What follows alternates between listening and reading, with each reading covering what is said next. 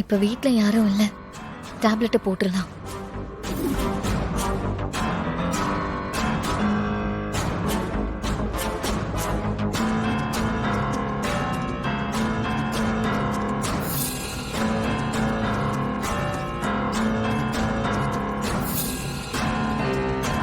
வர்ஷினி,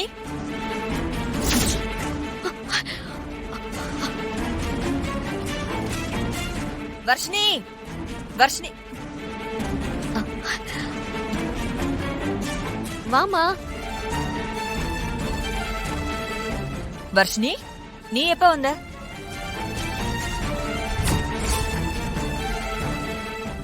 என்னாச்சு உனக்கு?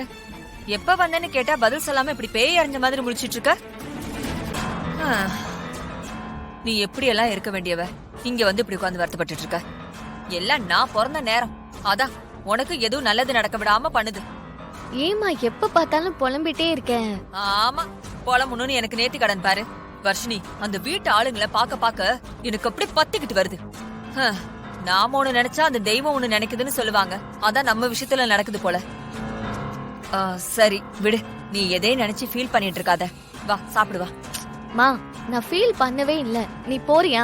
வர்ஷினி, நான் உன் அம்மா. என் பொண்ணை பத்தி எனக்கு தெரியாதா? சரி வா, வந்து சாப்பிடுவா. எனக்கு எதுவும் வேண்டாம்மா. பசிச்சா நானே சாப்பிடுவேன். எனக்கு தூக்கம் வருது. நீ போமா. இவ ஏன் இப்படி டல்லா இருக்கா? என்கிட்ட எதையாவது மறைக்கிறாளா? இவளை இப்படியே விடக்கூடாது. வர்ஷினி, வர்ஷினி என்னம்மா?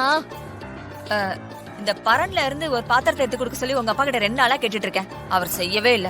நீ வந்து கொஞ்சம் எடுத்துக்கூட. மா, என்னால முடியாது. எனக்கு தூக்கம் வருது. நீ போ. எனக்காக இது கூட பண்ண மாட்டியா? வா வர்ஷினி, என் செல்லம் இல்ல, நீ எனக்காக செய்ய மாட்டியா? வா வர்ஷினி.